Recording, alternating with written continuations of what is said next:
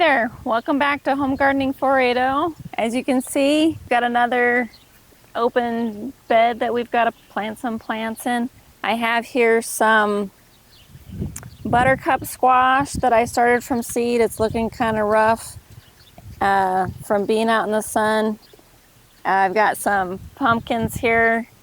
Back in the back, I've got some butternut squash. And behind the camera, I've got some red kuri squash, or they call it the mini-hubbard. One of the things that nobody really talks about, or they do kind of, is there's so much to do. And really, it's the race against time for when the plants are ready to go in the ground. So I don't know if you can really see this squash very well. I'll bring it up to the camera. You can see the leaves are kind of wilted a bit. It may have gotten too hot in the sun, may have gotten sunburned a bit, but this is the kind of stuff that I want to avoid. Seems like it's just this one. Didn't really see it on the other plants, but it's kind of a race to get this in the ground so that it can recover and start growing and be a productive plant.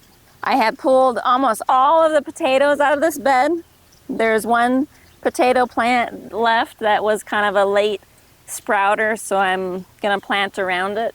One thing that I wanted to add in before I get started here is that I want to keep some of the plants that are known to get big towards the center here, because I don't mind if they sprawl out here in the middle of the garden, but I don't want them in the driveway over there or in the driveway too far over there.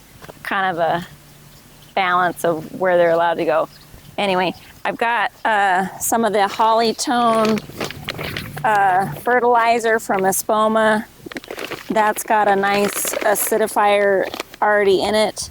And then I've also got some bone meal I'm going to add for a little extra flowering growth there, but that's about it. I'm going to keep them close to each little waterer.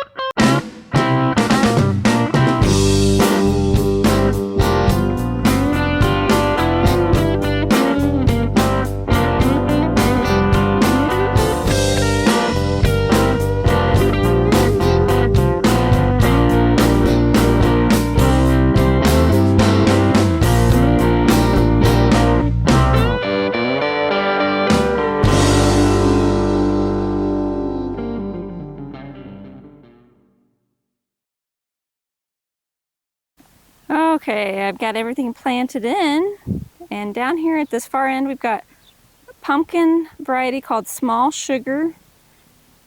Next to it I've got buttercup. That's a winter squash variety. I have a space, I'm going to put something there.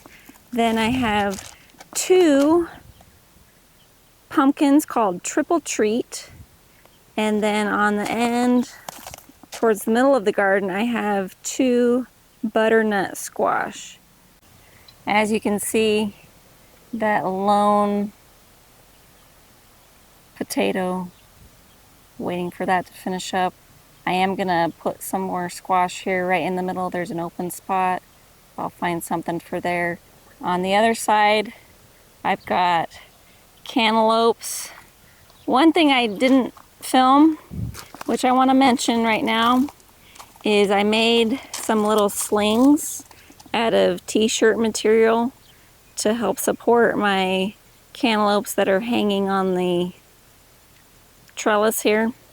I have one large cantaloupe that's just setting on a couple of flat rocks and waiting for that to ripen up. Planted up this bed. Hopefully it'll be filling out in a month or so and we'll get some fruit. But I want to thank you guys for spending some time with me and watching the videos.